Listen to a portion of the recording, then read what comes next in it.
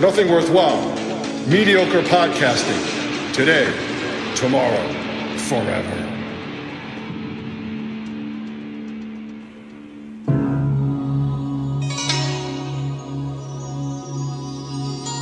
For centuries, the Society of the Black Dragon has sanctioned an ancient rite of combat, known as the Kumite, open only to the world's most lethal warriors. It has never been won by a Westerner. You are not Japanese. I can do it. Now, for the first time, the true story of America's super agent, Frank Dukes, can be revealed. Uncle Sam can't afford to let you get hurt. I'm going to Hong Kong. Frank is going to fight in the Kumite, and we're here to stop him. An awesome human weapon. It hurts me just looking at it. Who infiltrates the Chinese underworld. I did not come this far to stop now. Take him. To enter a forbidden competition. Couldn't you just get me in? Strict rules, no press. You telling me you never break rules? Where every fighting style, every worthy opponent, every deadly technique clash in savage combat. Time to separate the men from the boys. And only one will triumph. Now I break you.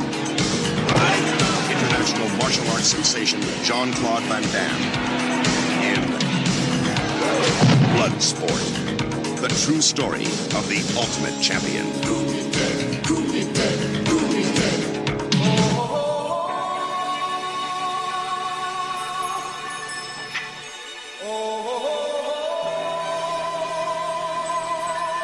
Live from the last of the Action Heroes Podcast Network studios, It's Nothing Worthwhile presents Van Dammit, a podcast about Jean-Claude Van Damme.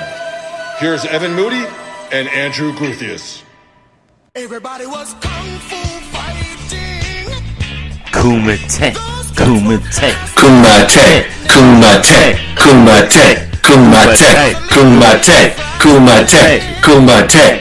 Are we on kumite? We're on, baby. Kumite, kumite, kumite. All the single guys. Kumite, kumite, kumite. All the single ladies. Kumite, kumite. All the bald white guys with big bellies. Kumite, kumite, kumite. Fight for your life. Kumite, kumite, kumite. All right, let's bring it all back to Let's square one. bring it back. No retreat. No surrender. Yes, everybody, live via Zoom. It is our newest podcast venture from Nothing Worthwhile. Evan Moody, Phoenix, Arizona on the West Coast. Braxton Puppy Shango laying on the floor right next to me. Let's bring in my best friend, my partner in crime, Andrew Gruthius, Coral Springs, Florida on the East Coast. Groo, Van Dammit. How the hell are you, my friend? Van Damn beautiful, pal. A special Wednesday night taping. Yes, because we haven't been up for long enough, and it is an hour earlier. It is actually. It's better for us now. Yes, I think. No, it feels like it's an hour later. Well, that's because you lost an hour. But right now, between the East Coast and West Coast, generally speaking, it's a 2-hour time difference. Well, that is true, but I'm still fucking exhausted. How's everything going? Everything's great. It's middle of the week at work, although we're off tomorrow for Veterans Day. Thank you. So are we? The troops. That's amazing. Thank you. Looking forward to this for a while. We've been talking about it, and I'm very excited to be doing this finally. And then in the next, we're 10 days away from New York, our big New York show. Yes, Andrew was referring to our annual New York trip. It was canceled last year due to COVID, but we will be back next weekend in our home state of New York City, specifically Merrick, Long Island, New York. Andrew and I will be reuniting in the neutral grounds of the Hasselbein home, and we'll talk more about our Nothing Worthwhile live from New York podcast next weekend. But I am actually excited for Bloodsport. I watched it twice on HBO Max. Me Thank too. you very much, Andrew Gruthius. Wait, you can't tell them. You can't. See, now we're in trouble.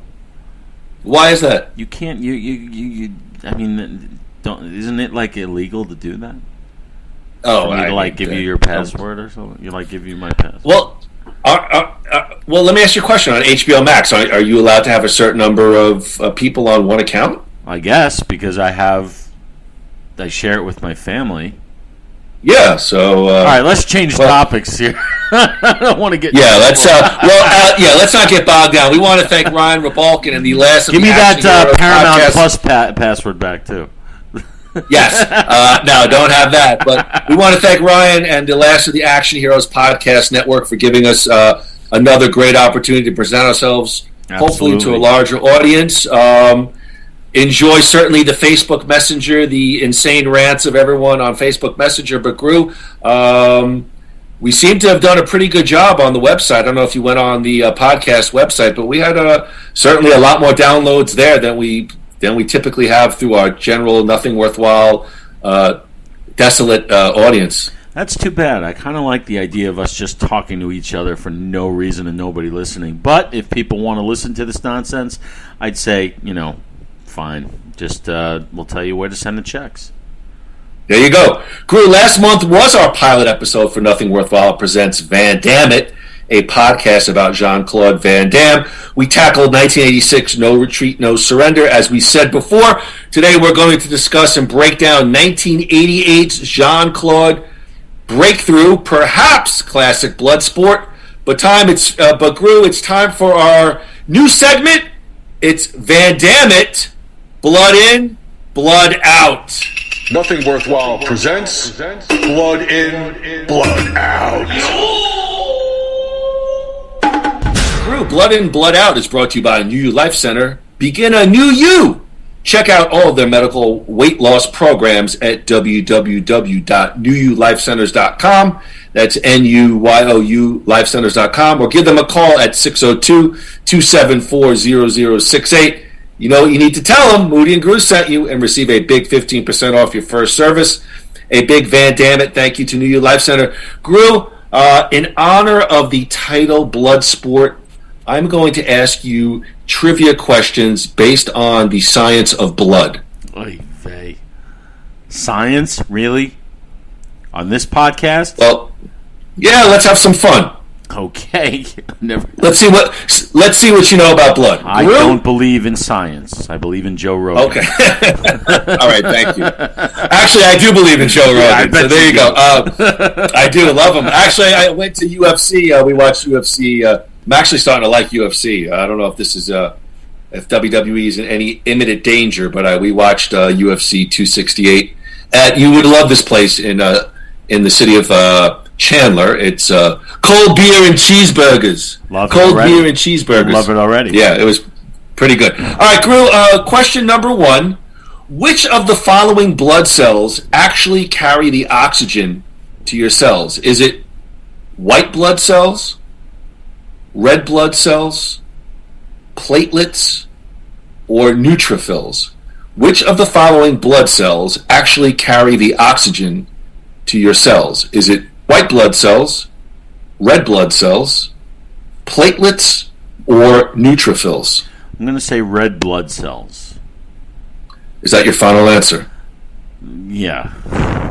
All right, Braxton, lock him in on red blood cells. I know. Groo, you are correct. It is red blood cells. Nice. Yes. Awesome. Red blood cells use hemoglobin to carry the oxygen to your cells. So that would be the first science question I've ever gotten right in my life. That's including every class I failed in middle school, high school, and beyond. Well, let's see if you can get your second science question related. Okay. Question number 2.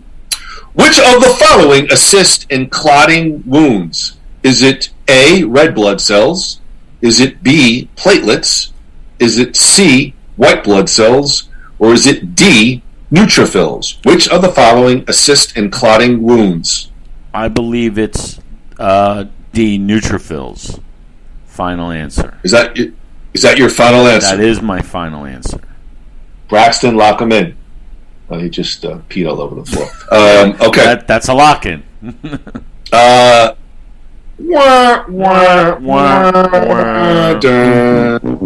correct answer, Andrew, is platelets. Platelets. Without properly functioning platelets, your blood will not clot.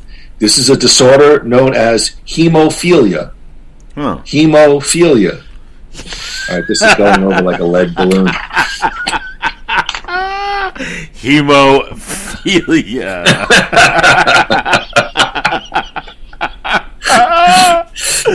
I got beat up in middle school. I said, "You're a hemophilia, dude." No, just you're saying it like. All right. It's been a long day. It's been a long day. Isn't that what they accused Dave Chappelle of? Hemophilia. Yes, that's exactly what it's all about. All right. Question number 3. Well, come on, I can do this. I'm better than this. All right, let's get serious. Come on. What molecule in the blood carries oxygen? Shit. Is it A, chlorophyll, B, hemoglobin, C, factor X, or D, insulin? What molecule in the blood carries oxygen? A, chlorophyll, B, hemoglobin, C, factor X, D, insulin. Talk us through this one. Hemoglobin is related to blood sugar, I believe, and that's also related to insulin. But your body needs to produce insulin to do something. You know what? Screw it. I'm going to go with insulin. Come on! I'd say you have to. All right. Wait, what? You didn't ask me if I wanted my final answer. All right, fine. Come on, that's blood sugar. Is insulin? Get rid of insulin. What molecule in the blood carries oxygen? All right. Chlorophyll, hemoglobin. All right, so I took the factor 50-50. X. I'm taking the 50-50. Take the 50-50. Getting rid of hemoglobin and insulin. Yep. Okay, so now we've got chlorophyll and factor X. I'll say chlorophyll. Isn't chlorophyll the stuff in plants that make sugar? That's the food in plants? I thought chlorophyll was the shit that you use to, like, make costumes or, like, plaster or something. Like chloroplast, I guess. That's what it would be. We just went from 158 downloads in India to 8. The correct answer, Andrew, is hemoglobin. Iron is used to manufacture hemoglobin, which is why iron-deficient people are anemic. Well, I don't even know what that means. Oh, shit. All right, next question. We got 2 more. What is the most common blood type? Is it A, O positive? Is it B, B positive?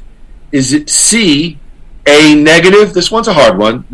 Or D, O negative. What is the most common blood type? O positive, B positive, A negative, O negative. I think it's either the most common. Most common. About 38% of the population has this blood type. O positive, B positive, A negative, O negative. I think it's type O negative. I think it's type O negative. All right, is that your final and answer? I'll tell you why after you tell me if I'm right or wrong. It's my final answer. Is that your final answer? My final all right, Braxton, answer. lock him in on a O negative. Andrew, the correct answer is O positive. O positive. Oh. I'll tell you why. I was actually literally yesterday. I was watching something. I forgot what it was, but somebody had there was some action in a hospital, and the movie Heat. I was watching the movie Heat, and it was the scene, great movie, and the scene where he finds Al Pacino finds Natalie Portman in the bathtub, and she's in the hospital, and she's lost a lot of blood because she slit her wrists, and I remember the doctor saying I need 2 units of I guess it was O positive. I thought he had said O negative, so I was like, well, I guess if you need blood, you're going to ask for the most common type. So what is that? What is that great? Do you know that great quote from De Niro where he talks about you have to leave something at the drop of a hat? Yeah, it's like you can't attach yourself. You don't attach yourself to anything in your life that you're not prepared to walk out on in 30 seconds flat if you can spot the heat around the corner. Something like that. I love that. Yeah, love that. Great movie. Anyway, all right. This is question. The science. I know. The science. This is a hard one. It's doing what it did to me in high school. According to a popular idiom, what vegetable is it impossible to squeeze blood from? Is it A, a potato, B, a turnip, C, a cabbage, or D, a rutabaga? What? According to a popular idiom, what vegetable? It's a saying. What vegetable is it impossible to squeeze blood from? It's a goofy question. I'm not. Believe me. Say the four again quickly. A potato, a turnip, a cabbage, or a rutabaga. I thought the saying was blood from a stone. That was the Stone Cold turnip. Bret Hart match. Turnip. Final answer. Turnip. Final answer. Braxton Lockerman on a turnip. You are correct. Yes, finally. Yes. It's impossible to squeeze blood from a turnip. Thank you. And it's impossible to squeeze blood from this segment. That was everyone. Blood in, blood out. All right. All right, sorry. Andrew, we have just... Go ahead. No, I was going to say sorry, Ryan, but we'll do better. I had such high hopes for the material for this episode. Andrew, look, science is now doing to me what it did to me in high school. Makes me want to run out of the room and smoke a cigarette. That was my high school experience in science class. Please, we don't. No vices here. It was all for fun. Groo, we have even more for our listeners. It's time for our latest Jean-Claude Van Damme updates. It's Van Dammit News. Get your latest Jean-Claude Van Damme update. It's Van Dammit News.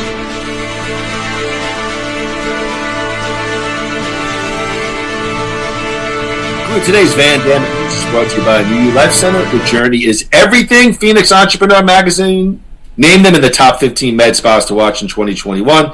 Check out all of their medical aesthetics and cosmetic injectables at www.newulifecenters.com. That's NUYOU lifecenters.com, or give them a call. You know the number, 602-274-0068. Tell them that Moody and Groo sent you and receive a big 15% off your first service. Thank you, New You Life Center. Groo, it was a happy 61st birthday to the Mussels from Brussels, Jean-Claude Van Damme, as Jean-Claude celebrated his 61st birthday. He's from Brussels? Yeah, Jean-Claude, you knew that. I just watched Bloodsport. He plays Frank Dukes from Vegas. Well, that's what we call a little creative license. Oh, and he's so American in that movie, by the way. He's like, I know. That's why I was confused. Well, I'm sorry. It was JCVD's birthday, his 61st birthday last. Well, we're going back a little bit. Monday, October 25th. 61. He even got a shout out from fellow action star Chuck Norris. Groo, Belgian actor, martial artist Jean-Claude Van Damme is known for his roles in the popular 1980s and 1990s action films Cyborg, Kickboxer, Lionheart, Death Warrant, Double Impact, Universal Soldier, Street Fighter, Sudden Death, among others. And he celebrated his 61st birthday in a white terry cloth robe in Paris, France. And he posted this video on Instagram. Please refer to your screen right now. Here's Jean-Claude. Well, they can't see it, but I can see it. Oh, yeah. Oh. What are those little watermelons on the thing? Looks like strawberries. Strawberries. And ooh, that's how fires start. You just toss the lit match. Today's my birthday. And I would like to enjoy that with everybody around the world. Yes. My name is JCVD for Jean-Claude Van Damme. And I'm wishing happy birthday to everybody on 18th of October around the world. I love you guys, and thank you for all those years of support. Without you, I would not be Jean-Claude Van Damme. Yeah. What do you think? That's kind of a nice touch. What do you? Who would he be? Mike Davis from Omaha? Well, I mean, who would he be? No, that was very nice. Yeah, 61. The only reason I would think he'd be older is because to me he's been around forever. But he has been around forever. Yeah, no, but it seems like he's like sort of not quite. I guess he is the generation, the movie generation of like Stallone and Schwarzenegger and those guys, but not age-wise though. Like they're good. What they got a good like 15, almost 20 years on them, don't they? I mean, you're putting Jean-Claude. I mean, this is. Well, sure, it's a Jean-Claude podcast. Do you put Jean-Claude on the same level as Stallone and Schwarzenegger? Because I put him a notch below. A notch below. In all respect.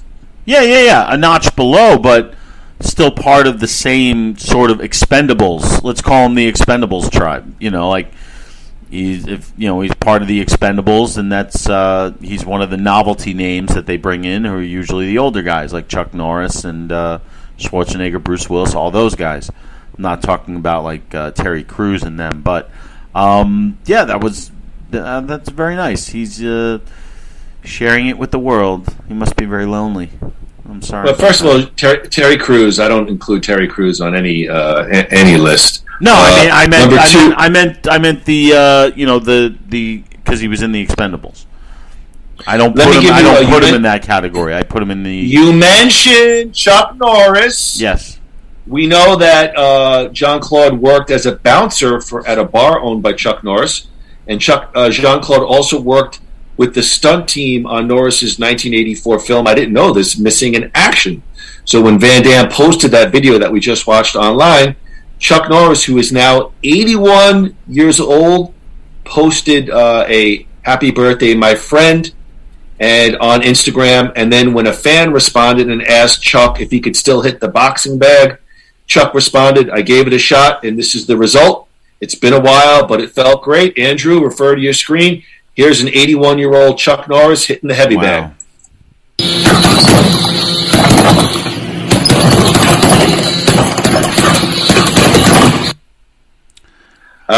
That's not bad, huh? I think that's a beautifully put together toupee. I was just going to say his hairline. You meant the punching. That's very good for it. No, his punching is pretty good, but his hairline is very suspicious. Yeah, but 81-year-old. But what do you expect? But that's pretty cool. Why don't we hear from him anymore? Like, is he like Chuck? retired? Well, he's 81 years old. I mean, what are you expecting? I mean, I'm not hitting the bag like that. He could throw a couple of fake grenades, or like what he used to do. Like, where's Brad? I feel like the last thing legitimately I saw Chuck do was he was on the infomercial for like that Total Body Gym with Christy Brinkley. It's like 20 years ago already. All right, that's what I'm saying. The last movie besides The Expendables was like that. I remember talking about it last week or last time. Sidekicks. But how many years ago was that? That was like early 90s, so 25 years ago. More than that. Wow. All right, this is depressing me. That's the last sort of big movie that Chuck did, according to your memory. Well, then he did Walker Texas Ranger forever. So. Oh wow. And that's it for Entertainment Tonight. This shit sucks. Groo, let's get to it. Today's Van Dammit podcast, Jean-Claude Van Damme's Bloodsport, is brought to you by New You. Fuck it. All right, just let's skip the damn movie. We've had more stop-starts than Van Halen. Marie, I had nothing to do with that botched got me a date with a supermodel. Okay, Bloodsport Groo is a 1988 American martial arts action film directed by Newt Arnold. I love at the beginning of the movie. He goes, "It's a Newt Arnold film." Wow, a Newt Arnold picture. Yeah, it stars Jean-Claude Van Damme, Donald Gibb, Leia Ayres, Ogre himself. Although, as I like to call him, Dr. Death. What's that from? Ooh, Dr. You remember him? Remember him as Dr. Death? Oh, come on. Jesus, I'm sports. First and 10? Yes, there you go. Yes. Thank you. Okay. Groo, this film is partly based on unverified claims made by martial artist Frank Dux. Bloodsport is generally thought, Groo, to be Jean-Claude Van Damme's first starring film. All right, if this is a true story, I weigh 175. All right. All right, well, we're going to talk about that in a little bit. All right, let's get back on track here. It's the first film in the Bloodsport franchise, which we will not break down in today's podcast. We will go to the original Bloodsport. Groo, there's not a lot of backstory on the production side of Bloodsport. We do know that credited co-writer Sheldon Lettich came up with the idea for the film. Now, you asked about Frank Dux. Quote from Sheldon, "I had known Frank Dux for a number of months." Frank Dux, a number of months before I came up with Dukes with the idea of Bloodsport. Frank told me a lot of tall tales, most of which turned out to be bullshit. Well, his stories about participating in the so-called Kumite event sounded like a great idea for a movie. There was one guy who he introduced me to named Richard Bender. That's Dick Bender. Hey! Who claimed to have actually been at the Kumite event. Groo, didn't we go to Kumite in 2011? We had row F seats 11 and 12. Of course we did. We paid $700 a piece for that. So Frank swore, everything about Kumite was true. A few years later, this guy, meaning Richard Dick Bender, had a falling out with Frank and confessed to me that everything he told me about Kumite was a lie, that Frank coached him in what to say. So I was thinking about this. Groo, when you see in these movies based on true events, you've had your toe in the Hollywood pool. How true are Hollywood productions when, I know it may be a dumb question, but when it says based on true events, movies like The Strangers, all this based on true events, just how true are true events in Hollywood? I would say an average of 35 to 40% true. There are some that really stick to the narrative, but there are those that just take the framework of the story and go their own way with it. I think Goodfellas is an example of that. They saw an interesting little tidbit in a speck of the mafia and said, let's examine this and put a a lens on this.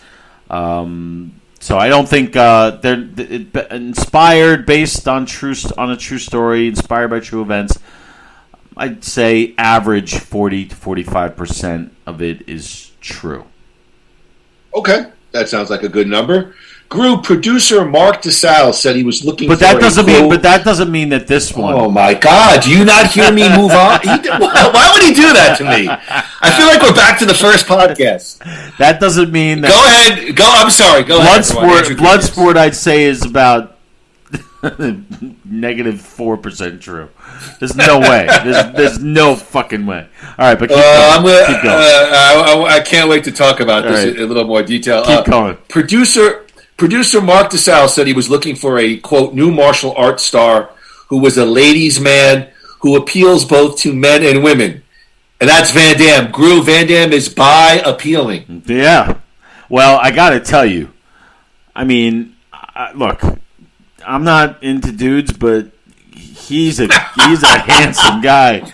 And he is ripped. I mean, I didn't realize, we've been watching him all these years, and I haven't seen this movie in a while. Dude, what I could have done if I had that kind of physique with my life, I felt really, really. I mean, I already feel really, really, depressed. But like insecure. Insecure. When I saw that, I was like, you know what? I don't think I'm ever leaving the house again.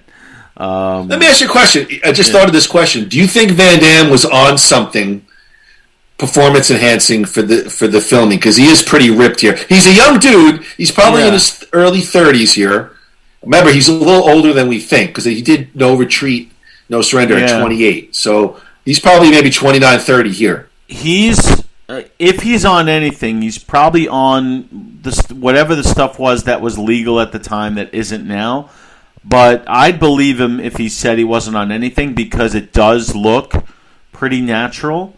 He's not like he doesn't have a 24 pack. It's more bulk than it's more. He's just in incredible shape. And how much longer are we going to keep talking about his body? I don't know. Jean-Claude. I would say he's pretty. I would say he's. He probably was on some harmless supplements that helped his body recover from work. Well, they do play up. The movie does play up somewhat. His sex appeal. I mean, that's true. The scene where he's at the hotel with Leia Ayres and he walks in his underwear. Marie walked by and she was like, "Oh my God!" Like Jean-Claude's in his underwear. Well, I of course was sucking my thumb intently right in front of the screen. I was like, oh. I mean, I wore out the knob on the remote on that one. I was going back and forth in there. Leia Ayres, I actually recognized her from somewhere, but we're going to talk about her. Hold your thoughts on Miss Ayres. We'll talk about her in a little bit. Okay. Actually, tomorrow I have off for Veterans Day. I think what I'm going to do, talking about all this sex appeal. I'm going to go to my cable. I'm going to hit numbers 3 and 5 on the box and jiggle the little tuner and see if I can get Playboy Channel illegally. Remember, you had to have one kid stand on the roof and point the thing in the right direction, and the other guy. Oh God, it reminds me of backless couches. Well, Andrew mentioned Leia Ayres, so let's take a look at Actually, a look-see at the very underrated cast of Bloodsport. I was really very much pleasantly surprised when I took a look at the cast. Obviously, we have Jean-Claude Van Damme as Frank Dukes. And let's talk about, Groo mentioned him a little bit, Donald Gibb as Ray Jackson. Groo, best known for his roles as the hulking, dim-witted fraternity brother Ogre in several installments of the Revenge of the Nerds film series. That's right, Ogre. He's Kumite fighter Ray Jackson, of course, in Bloodsport, and as Leslie Dr. Death Crunchner on the amazingly underrated HBO sitcom First and 10. Groo, I wrote in my notes, Donald Gibb, the lovable 80s quintessential meathead. Groo, give us some thoughts overall on Donald Gibb. He had a nice run in Hollywood. He's still alive? I believe he is. I did look at his IMDb. He's great. He was great. I mean... he was in Revenge of the Nerds as Ogre. He was in First and 10. He was in... he was he was in one of those late night softcore or whatever. It was called Stewardess School. That's what it was called. It's about a bunch of dimwits pilots who crash a jet and then have to go to learn how to be stewardesses. I'm getting a little sweaty. One of those. I'm getting a little sweaty. Hold on. I think he was in that one. But he was. For me, he's always Dr. Death. He was in an episode of Cheers, I remember. But yeah, very, very recognizable. I mean, look, Revenge of the Nerds is a huge hit. Would you say he kind of had a little while the market on the lovable meathead, the lovable lunkhead sort of deal? Yeah, I guess. I mean, he wasn't... I don't know. I can only seem to think of 3 things I've seen him in, even though I feel like I know the guy. But I mean, look, like we said, Revenge of the Nerds was known huge. All over the world, and he was in a whole bunch of those sequels that I didn't see, but some people saw. So he had a mini run, which was nice. So in the second Revenge of the Nerds, there's a great scene where it's a long camera shot, and two of the characters are talking, and Ogre had just finished a beer binge, and they show him at a urinal, and he's just at the urinal for like 5 minutes, and you could just see him in the background, but he's peeing forever, and it's a really funny shot. Of course, I've never seen it. I've never seen it. And of course, that delivers a zero response from Andrew. But thank you. I've never seen it. Is it worth watching? Is that movie worth watching?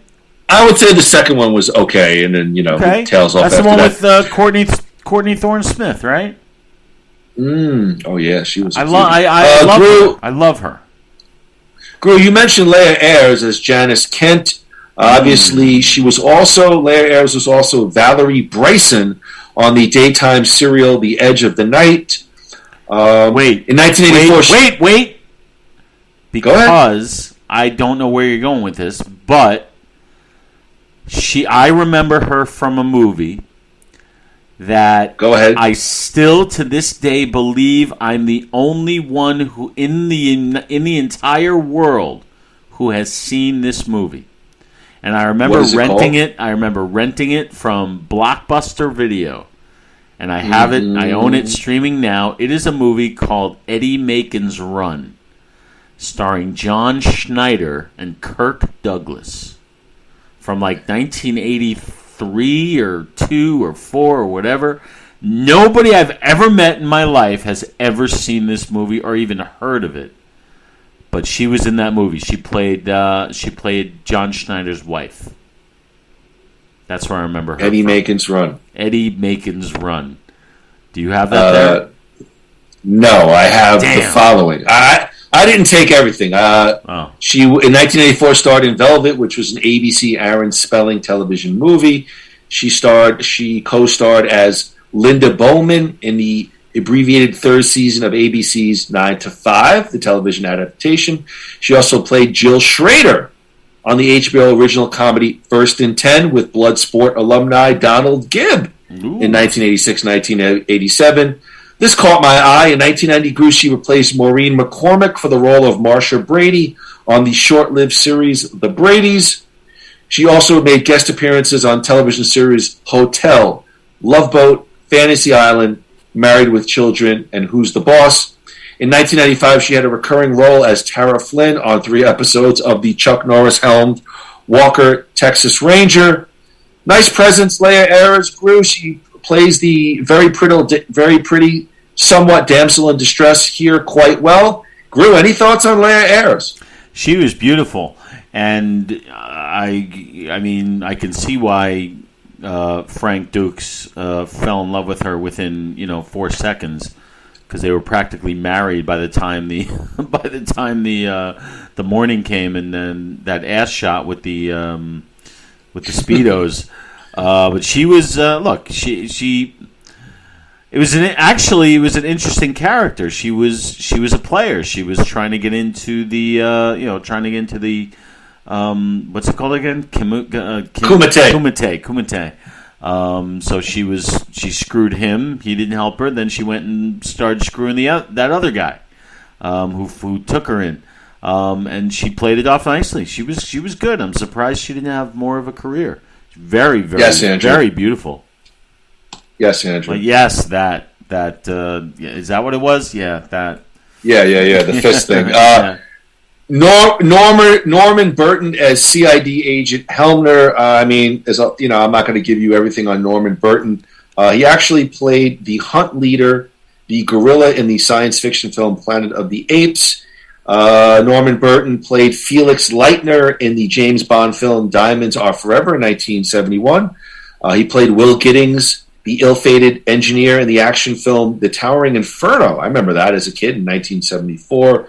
He was also in Gumball Rally 1976, Crimes of Passion 1984, Deep Space 1988.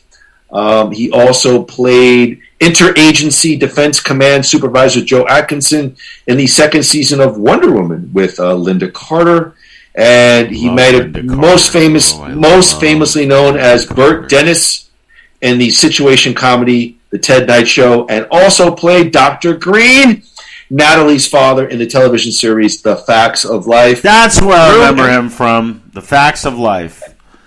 Did I just say that out loud on the air? Oh, God, he doesn't give me... Any thoughts on Norman Burt, Agent Helmer from Bloodsport? I mean, yeah, he was... This is where, like I said, the only place I've ever seen him before is The Facts of Life. But he was kind of funny in this. Him and Forrest Whitaker.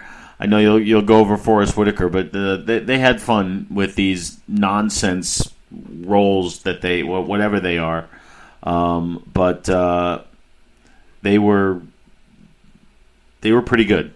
They were pretty good, and I have to say, they must have broken some kind of record for like the best time filler in a movie ever. Can I guess what you're going to say? Go. Yeah. Is it that ridiculous chase scene? Yep. That like 2-year-old little chase scene where he's running from them constantly, and it just literally it's there just to kill time. But the reason that it's so great is because it's still fun to watch, and it doesn't. It's got nothing to do with the plot. There's no reason for it to exist, and yet it's good for a laugh, and the music is fun. So that's why to me it's like the greatest time filler ever. It felt like almost a chase scene from Family Guy, where it's like all of a sudden the person getting chased is chasing. It's just like all over the place with little comedic elements. Yeah, I agree. I was like, why is this even in here? It's funny how I recognize that. There's no way that was in the original script. I would be shocked if that was in the original script. Groo, Forrest Whitaker is CID Agent Rollins. Groo, he's definitely the most accomplished of the bunch. Forrest Whitaker Groo has won an Academy Award, a Golden Globe Award, a British Academy Film Award, and 2 Screen Actors Guild Award. Groo, real quick, Forrest Whitaker made his film debut in 1982, Fast Times at Ridgemont High. I mean, listen to some of the films he has worked in: Good Morning Vietnam, The Crying Game, Platoon, Ghost Dog, The Way of the Samurai, The Great Debaters, Arrival, Respect. He's also appeared in such big-time blockbuster films such as Panic Room, which I really super liked, with Jodie Foster, Rogue One, A Star Wars Story, and Black Panther. For his portrayal of Ugandan dictator Idi Amin in the British historical film drama The Last King of Scotland, 2006, he won an Academy Award for Best Actor. He's directed television. He's directed movies. 1985's Waiting to Exhale. 98's Hope Floats. And 2004's First Daughter. Forrest Whitaker Groo, pretty stellar resume. Any thoughts on Mr. Whitaker? Yes. Forrest Whitaker, he's a guy who he's one of those actors who will never, ever not be able to get a job somewhere working as an actor. Because he's been in, Academy Award-winning movies like Good Morning Vietnam and The Last King of Scotland, which he won for. But he'll also do piece of shit movies when he needs to.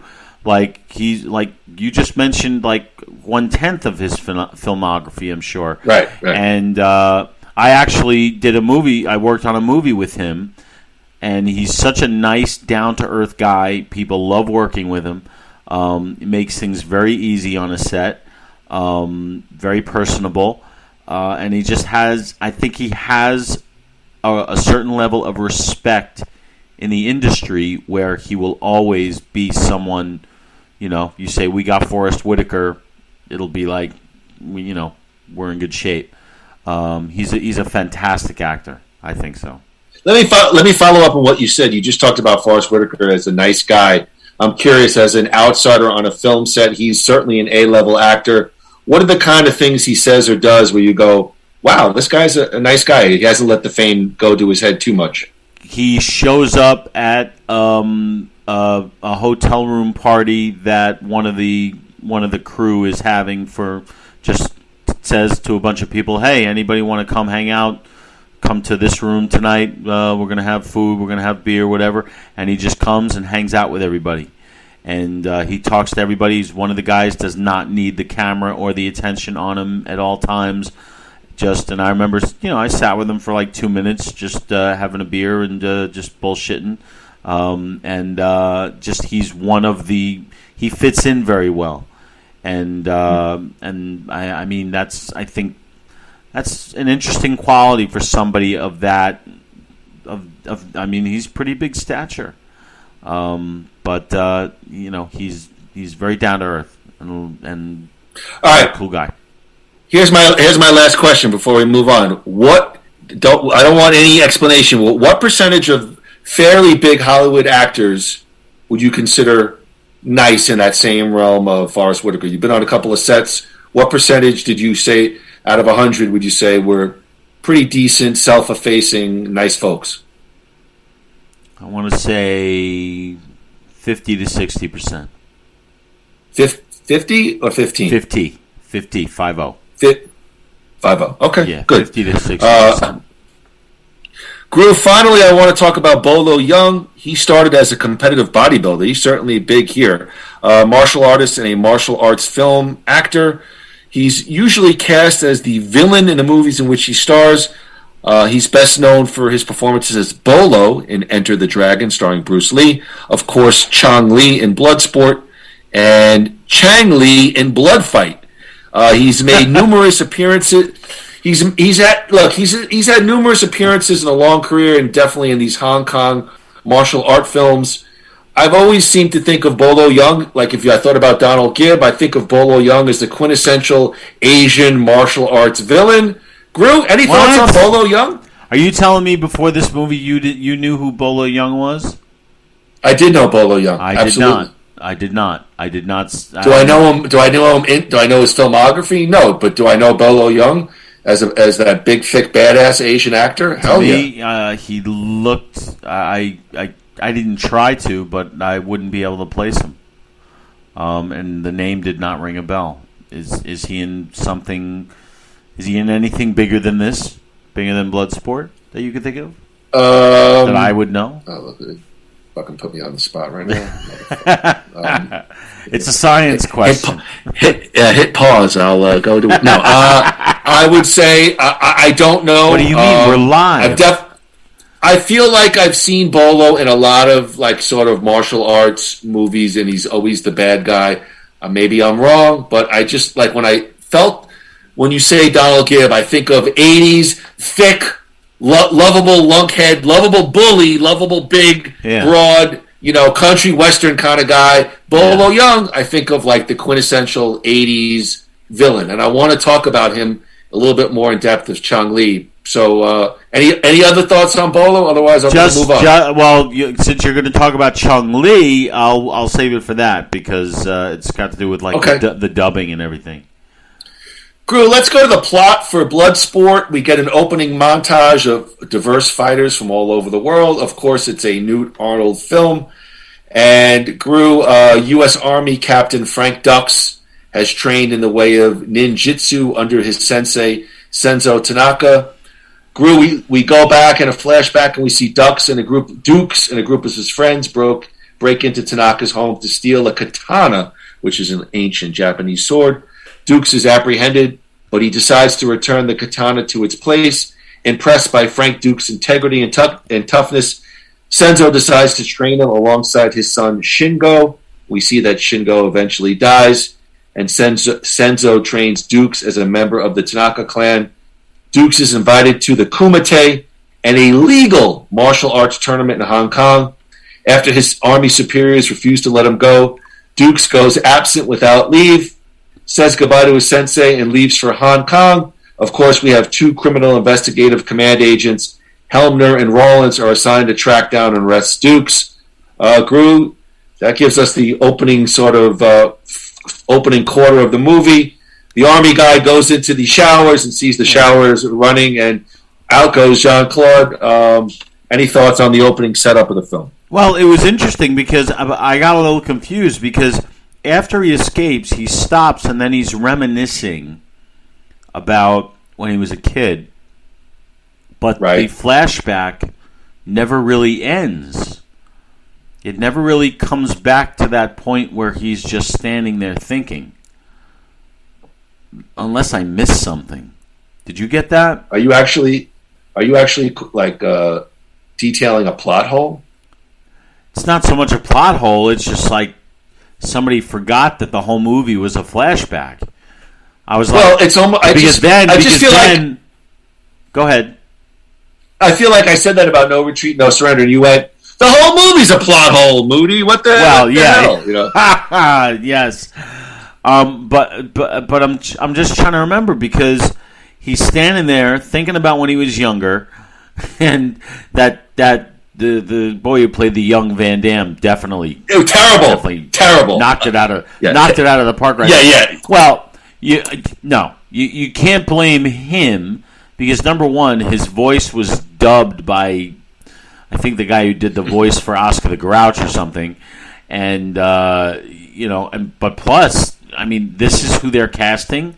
Are they trying to show us that Van Damme was once a scrawny, geeky Howard Stern looking kid, who's just completely awkward? So that was, but the interesting part is Van Damme is reminiscing about all this. Then later on, after everything goes to hell, he's flashing back to stuff that we already saw. So now it's a flashback within a flashback. And I was sitting there like, where's Doc Brown in like the space-time continuum here? Like something's going to get fucked up. Did I miss something? Well, you know what I thought when I saw a flashback in a flashback? I thought, we're in a flashback, in a montage. We're flashing back, flashing forward, flashing back. Speaking flashing of forward. montage, the sound. I need the soundtrack to this movie. I need the soundtrack to Bloodsport. It's got to be out there somewhere. I'll talk about that in a little bit because okay, it's a good point. But after arriving in Hong Kong, clearly he took a Delta Flight 461. He was in aisle 14C. So Frank Dukes just ends up in Hong Kong and he befriends American fighter Ray Jackson and their guide Victor Lin. When they arrive, and 3 seconds later, hey Frankie, you and me, Frankie. He's like the remember the Looney Tunes, the big dog and the little dog. Hey Spike, how are you, Spike? Come on, Spike, let's go, Spike. Like that. That's what these two reminded me of. After 2 minutes together, they're in love. Yeah, fenced it. Don't forget the gravy. The officials. The officials are skeptical, but they accept him after Dukes provides his connection to the Tanaka clan by performing Groo the Dim Mak Death Touch. Yeah. Groo the Dim Mak Death Touch is like, I don't know, it looks like a Vulcan nerve pinch if you ask me. It's a martial arts technique reputed to kill using seemingly less than lethal force targeting a specific area of the body. Groo, on the first day of the tournament, Dukes earns the enmity of the ruthless Kumite champion Chong Li after breaking his record for the fastest knockout. Groo, those early fight sequences are pretty well done. Plus you got the music, Fight for Your Life, Kumite, Kumite, Kumite. Groo, that takes us, the next leg of the movie. They set us up in Kumite. Ray Jackson, we got friendship. How do you feel the movie's progressing here? It's progressing exactly as it's supposed to. I mean, this is plot-wise, this is paint by numbers. Guy comes to underground fight club, and the bad guy's not really a bad guy. He's just a bad guy. He's not really much of an antagonist, but it's basically about one man's journey to find himself in the art of Bloodsport. But that's what the movie. That's what the movie's trying to sell you on. Yeah, but that is what they're trying to sell you on. Exactly. But you know what? I was still all in. It was fun. I was enjoying it. I mean, I was enjoying how. I hate to say it because I think this theme is going to be recurring. I was enjoying how bad it was. Oh boy! Like Okay. No. Go ahead. I mean, we were talking about the dubbing. Like, the guy. There's a guy in the beginning, near the beginning. I forgot who it was, but the dubbing was so bad, but it seemed like they were doing it on purpose. And the same with young Van Damme and a bunch of the other. Like, it seemed like they were trying to almost satirize some of those old chopsocky movies, and it was distracting in a good way. It was unintentional laughter, but laughter is still laughter, and laughter is entertainment. So, but plot wise, it's moving at lightning speed. It's going right along. We're jumping right into the action. They waste no time. Except for that little Pee-wee's Playhouse chase scene that they had, but other than that, it's moving. I never felt that the movie was trying to parody anything. I mean, they take themselves pretty seriously here. Yeah, and I respect that, and I like that. Okay, Dukes. Here we meet American journalist Janice Kent. She's investigating the Kumite.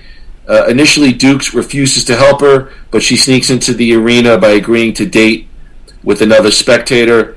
And, of course, Groo, I will actually give you my first real massive complaint with the movie, as we see the different fighters from all over the world fight, and, of course, they fall into the very broad stereotypes. Of course, the Asian fighters are very technically sound martial artists.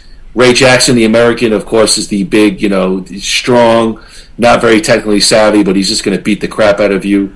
And of course, Andrew, then there's the black African fighters. Oh God! Who literally roll on the floor and literally make monkey-like movements as they're fighting. And I am no prude, but boy, I was like, wow, this is not aged well. No, I mean, this is a pretty low-hanging fruit stuff. You know what? It's interesting how, and I'm not saying that it's right or wrong, I'm just saying it's interesting how they make a big deal. HBO Max did this for Gone with the Wind. Do you remember when, they put Gone with the Wind on their service, and there were a lot of complaints because it's about the reconstruct or the Civil War South.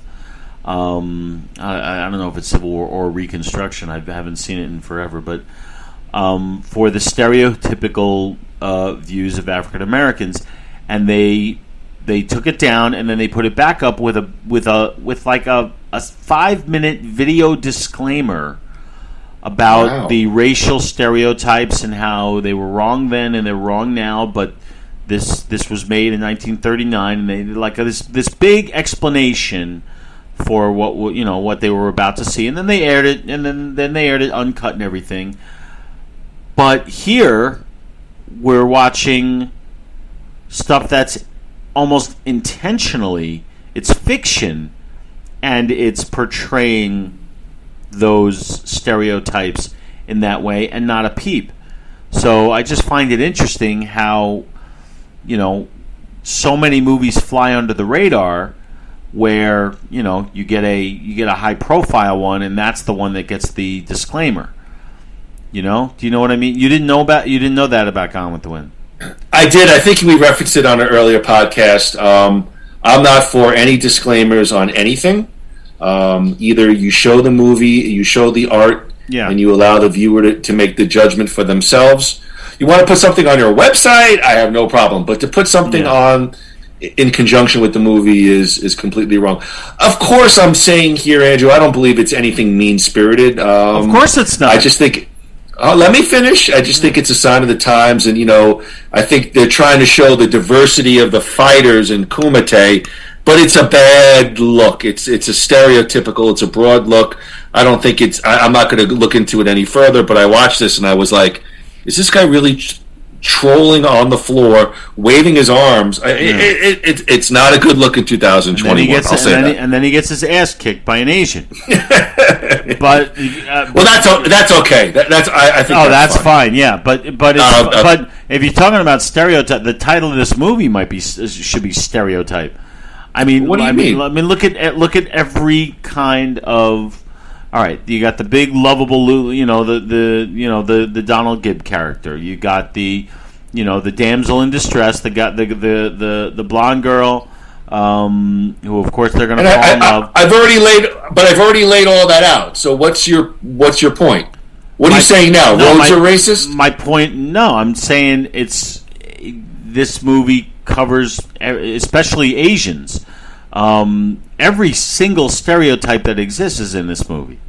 So, I would say that Asian action movies, that there's some low-hanging fruit there.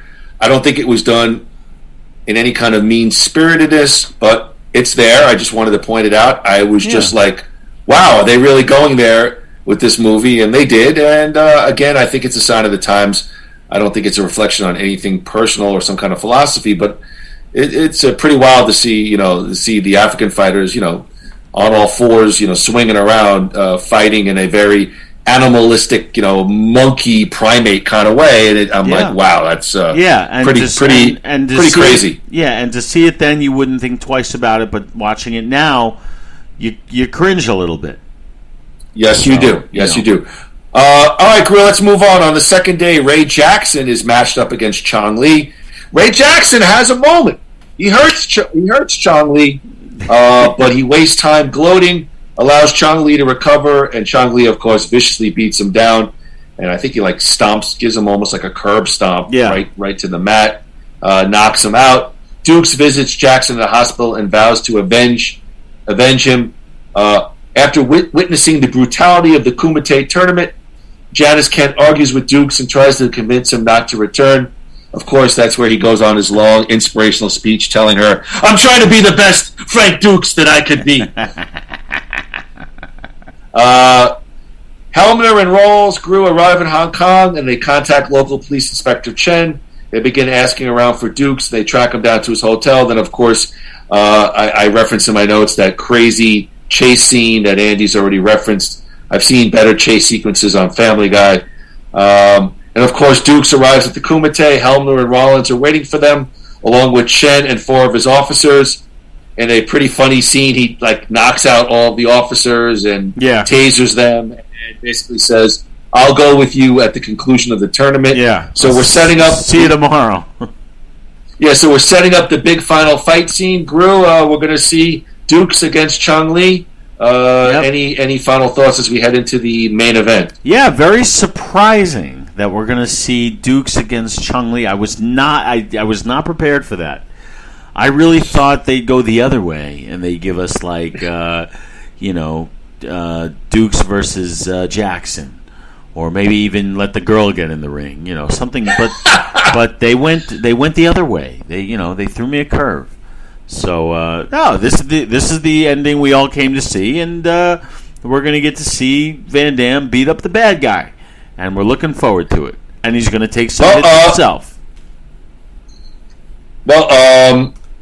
We see prior, to amp up the crowd, Chong Li had killed one of his opponents. Yes, and he conceals a salt pill in his waistband for the final match with Dukes. All of a sudden, he's Mr. Fuji. Is that Dukes? Now, for those of you who think that might be racist, it's not. Mr. Fuji. Stop it. Mr. Fuji was a manager in the WWE who used to. What is this? Gone with the Wind? You don't have to explain yourself to everybody. But I. Please. Anyway. Oh my Lord. Okay. Okay. Thank you, AOC. Let's go on with the podcast. Lee blinds him by crushing the salt pill, throws it into Duke's face, and it's just a great scene where Van Damme's character flashes back to those early training sequences with Senzo and how he was blindfolded, and of course he overcomes being blinded and defeats Chong Li. The next day he bids farewell to Kent and Jackson before returning to the United States with Helmner and Rollins. Groo, Bloodsport. Yeah. Why would you do that to me? I don't know. Bloodsport it tries to be nothing more than it is. It knows what it is, and It doesn't try to be anything more. I will say this. I like to interject. Go ahead. I thought Bolo Young was actually fucking great in this movie and was a highlight for me. What? Because he does play. Can I finish my point? And don't interrupt me.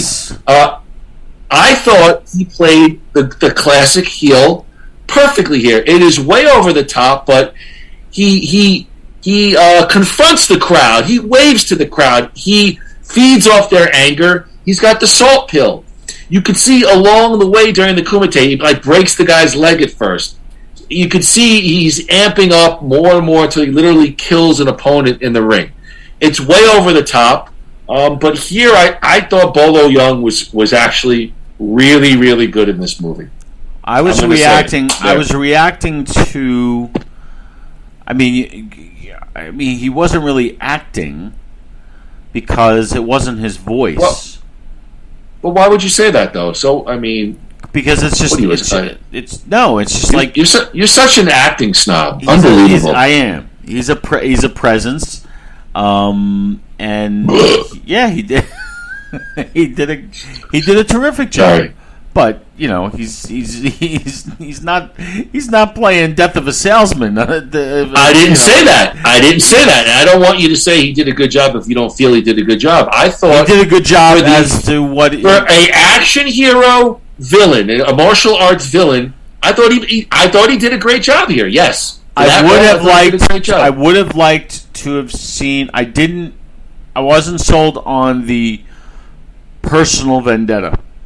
Probably because I wasn't sold on the friendship to begin with, because it was just thrown together. So I would have liked I would have liked a little more of that. I'll give you that the movie feels like a WWE storyline. It's very rushed. Yeah. It's very quick, and I'll talk about when I give my final review. I think that leads into one of my criticisms of the movie. But okay, if Bolo Young, I thought was. No, he's not. No, it's not Shakespeare. But I thought for the role, he actually did a very, very good job. Groo, what was the box office for one Bloodsport? There was not a lot on Bloodsport that I could find, but I did find one small snippet saying that the U.S. box office. Go ahead. What do you think the U.S. box office gross for Bloodsport was? Oh yeah, how about this? I want you to guess the budget for Bloodsport versus the total gross in the United States. Go. Okay, I'm going to guess the budget for the budget. The budget. The budget for Bloodsport. I'm going to say was about 13 to 15 million. And what was the total gross? And I'm going to say the total gross was about 22, 23 million. All right, is that your final answer? Yeah. Final answer. Okay, Braxton, lock him in. Lock him in. All right, we're almost done, Braxton. He's giving me the look like he's got to go for a walk. Oh, Give me a few more minutes. Oh, boy. No, he's fine. Groo, you're a little off here. Bloodsport had a reported budget of $2.3 million and a U.S. box office gross of $11.7 million. Would you want to guess the total worldwide box office gross for Blood?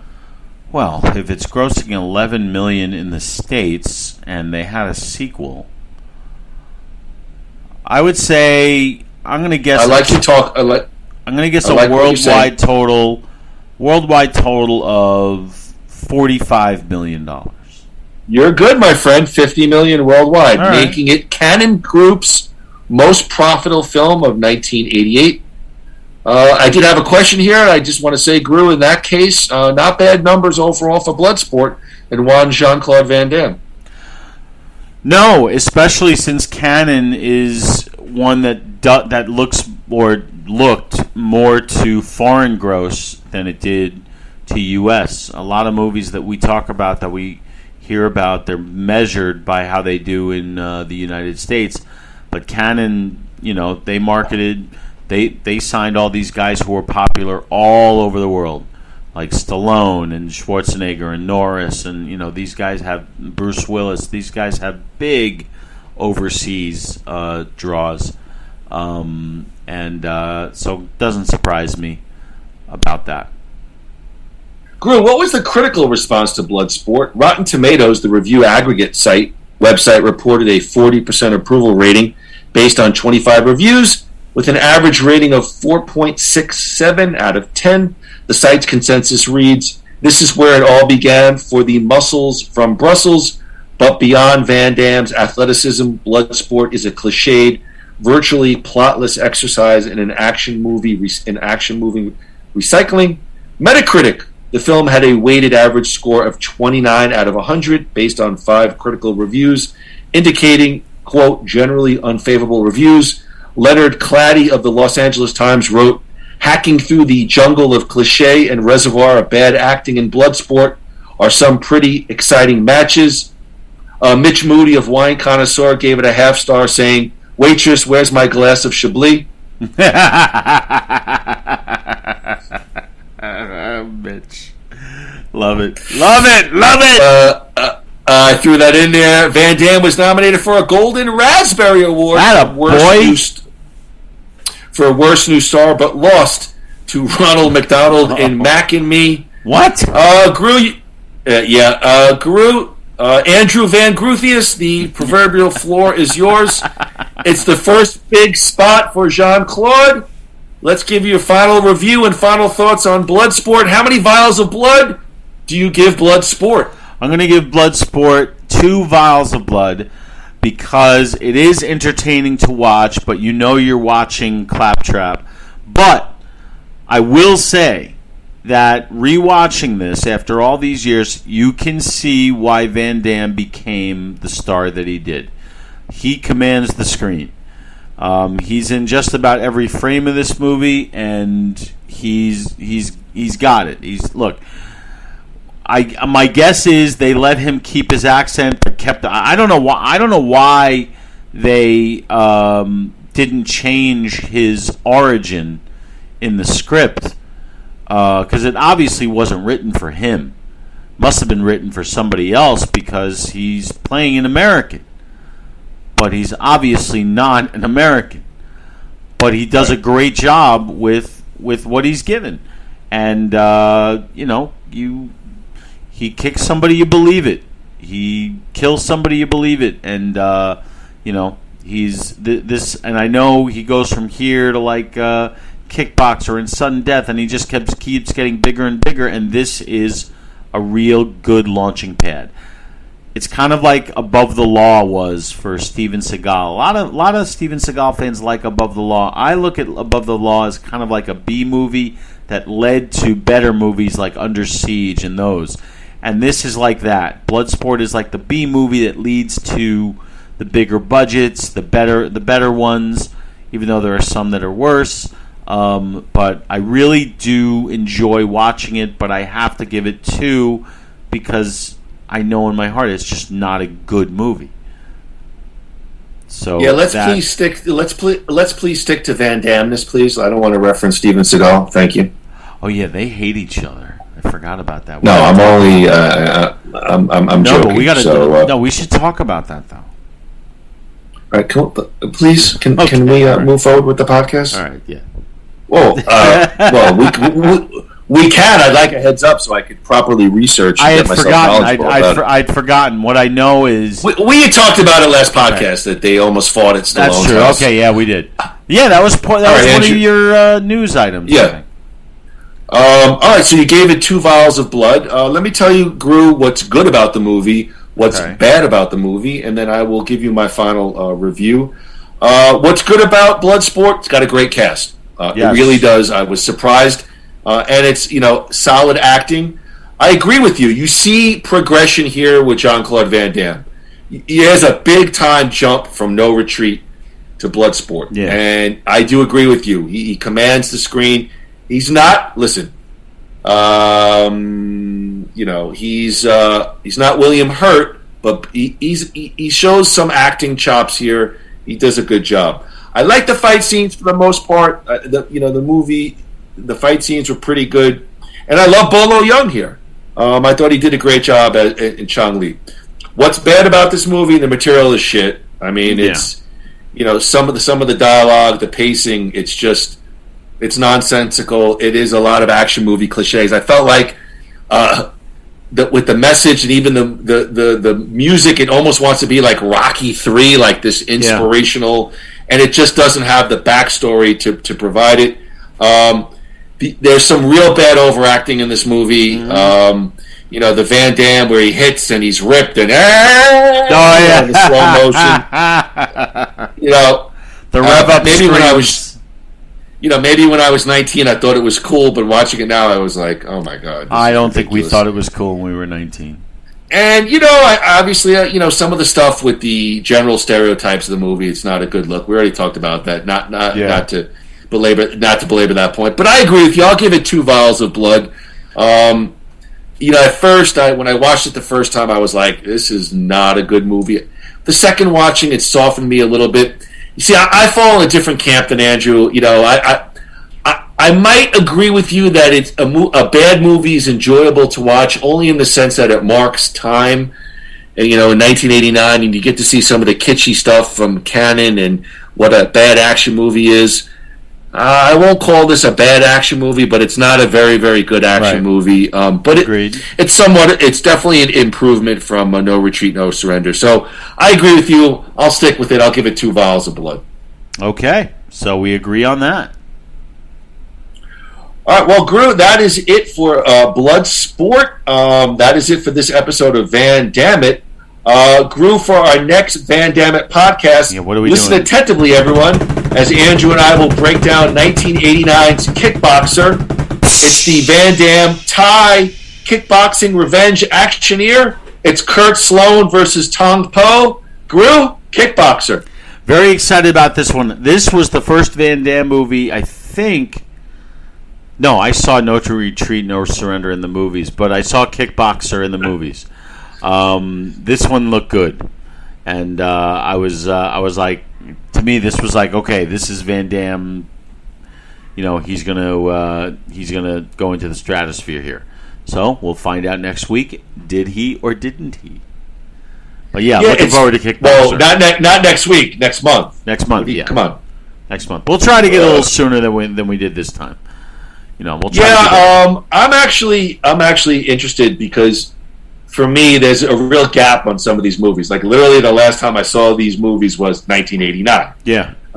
And so I've been honest. I went into this. I would say I'm a fan of Jean-Claude, but I'm not I wasn't a huge fan, and so I haven't seen some of these movies in quite a while. So I'm interested to see the progression from Bloodsport to Kickboxer and see where his acting takes us. Yes, and I can't wait to see Rosanna Arquette's breasts again in Nowhere to Run. Really looking forward to that. Listen, we could all agree in this divided world, we can all agree about Rosanna Arquette's breasts. Yes, we can all agree about that. Yes, thank you. It's Groo, next to week. Be an American. Oh, go ahead. Well, next week we will be in our home state of New York. Nothing Worthwhile with Moody and Groo. We're going to call it New York State of Mind. Content to be determined at a later date, but we will be podcasting live from New York State of Mind, Nothing Worthwhile, Moody and Groo reunited back in New York, Merrick, Long Island. Groo, any thoughts? Very excited. As always this time of year, we are looking forward to getting back to our home turf. It's been 2 years since we've been there, but we're going to be coming at you with our next Nothing Worthwhile, our New York State of Mind Spectacular, which will air next weekend, Friday or Saturday, or maybe both. Never know how much time we're going to have or how much time we're not going to have, but the 19th and 20th of November, which will be next weekend.